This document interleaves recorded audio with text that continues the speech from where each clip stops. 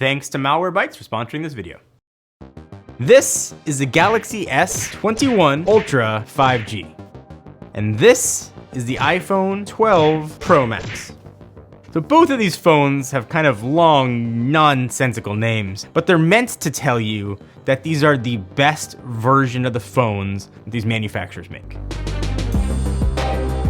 And so that leads us to the video. It's the epic battle, putting these things head to head. And there's a lot on paper that is very similar, but there's also a lot that's different, even taking out the operating system that they are running. And at the end of the video, as we always do, none of this whatever's best for you cop out, we will declare a winner. But let's start and see if these phones live up to their very long names. I want to start with cameras. And cameras is usually the area where we can see the biggest difference from phones generation to generation.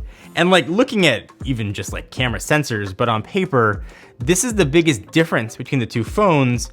But when you look at the actual pictures that are coming out of them, differences is almost non-existent. So let me start this with a blind test. So take a look at these pictures. Look at shadows, look at details, contrasts, color reproductions. Can you in your eye see a difference between these two pictures? So in the results, A was the iPhone 12 Pro Max, B was the Galaxy S21 Ultra.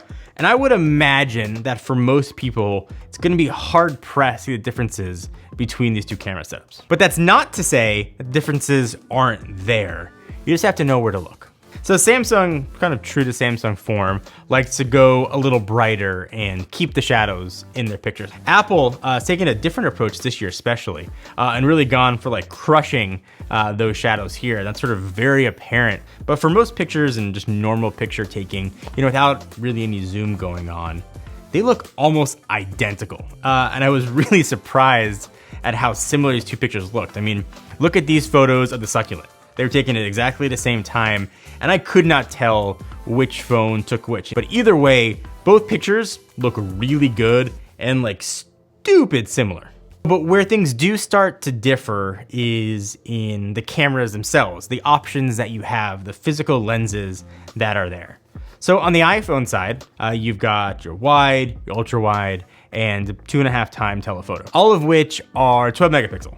On the Samsung side, the main camera is 108 megapixel. It's got an ultra wide, of course, with 12 megapixels. This time though, there are two telephoto cameras, both 10 megapixel, one at 3x and one at 10x. And Samsung is using a combination of the hardware and software to give you their space zoom. And only available on the Ultra, it gives you 100 times digital zoom. The space zoom this year is much improved. I think it was pretty maligned when it debuted on the regular Galaxy S20 Ultra.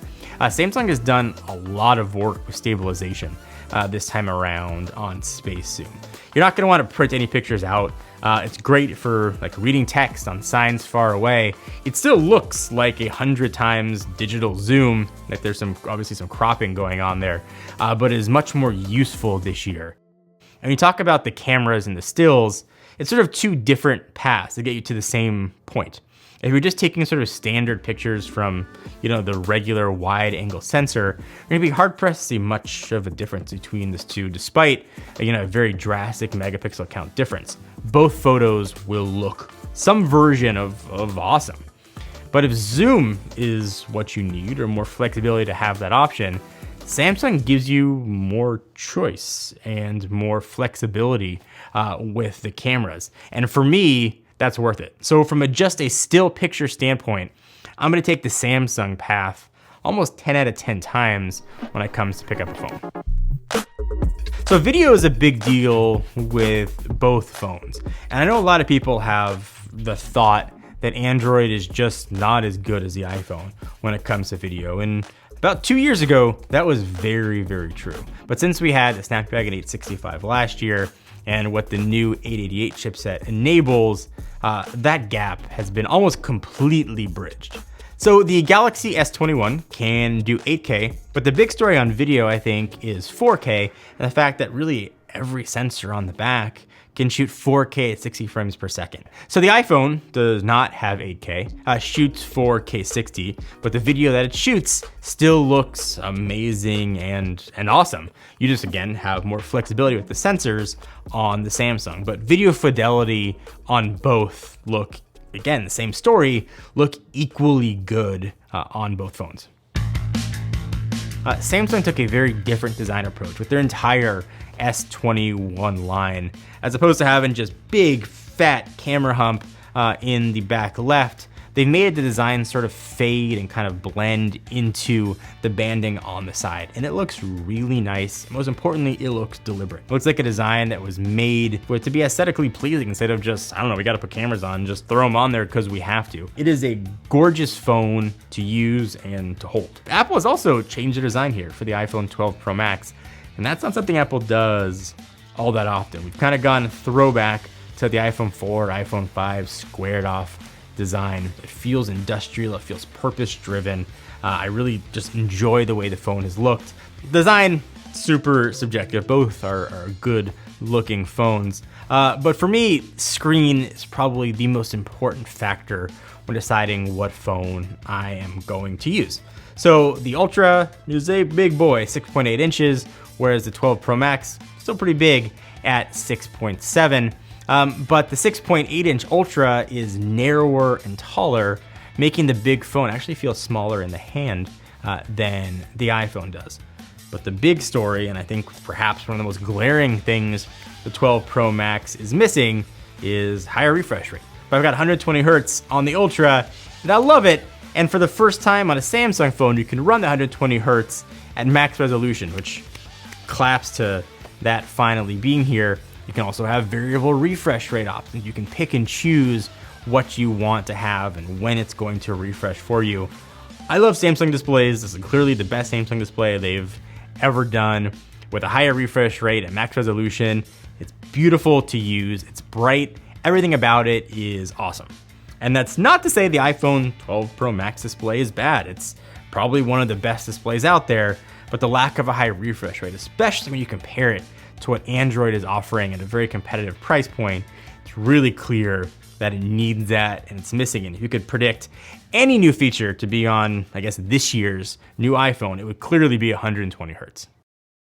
Whichever of these two phones you decide to get, you gotta be safe when you are online. And even if you're on a mobile browser, you are still on the web and you're exposed to all the nefarious things that can happen on the web on either iOS or Android, and beyond that, on your Mac or PC. The folks at Malwarebytes have your back no matter what device you are on, with a full suite of security products to keep you safe, with things ranging from robocall blocking and spam text blocking to VPNs, doing background checks to make sure that your apps are safe and secure, and you know, especially on Android, what apps have what permissions. For me, it's a peace of mind knowing that if I am on my desktop, for example, that I've got a browser extension that can block all the tracking that's going on. It can let me know in advance if nefarious links are coming in. If I accidentally click on something, I can know what it's going to do, and I can know beforehand so I can help stop it. It gives me a full suite of security and peace of mind that's really hard to find in any product. And with Malwarebytes, I get it across every device that I'm using. If you want to learn more about Malwarebytes and get it on whatever device you're on, put all the information down below. So in classic Samsung fashion, S21 has got a lot of extra stuff, extra features sort of make this, their ultra flagship phone. Some you might use, some you might never know are there. But a couple things these phones do have in common in the extra department is what's not there. No charger in the box and no headphone with either of these phones are included. Probably something that's going to become the norm and the standard, and you could thank Apple for that.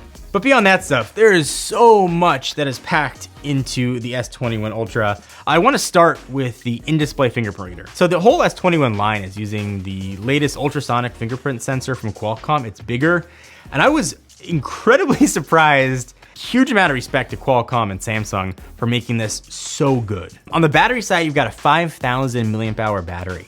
in the S21. And in my usage, even with max resolution and full 120 hertz refresh turned on, or at least on variable, and trying to kill the battery, I could get through a full day. And that is awesome. I can charge my phone at night, does all the fast charge stuff you'd expect from a modern Samsung phone, but you'll easily get through a full day, if not more, with the Ultra, almost regardless of how you use it and where your screen brightness is. And for the first time ever on the Galaxy S line, if you have an S Pen or you want to buy one separately, you can actually use it with the Galaxy S21 Ultra. One feature that's missing this generation, it's kind of a theme with the S21, they've taken a lot of things out to sort of get to a $200 less price point, which I'll talk about, is MST is missing. Those three letters might not mean much to you, but if you use previous versions of Samsung Pay, you were going to miss it. Essentially what it did was it created the magnetic field where you could use tap to pay functionality in terminals that didn't support NFC payments. It was awesome.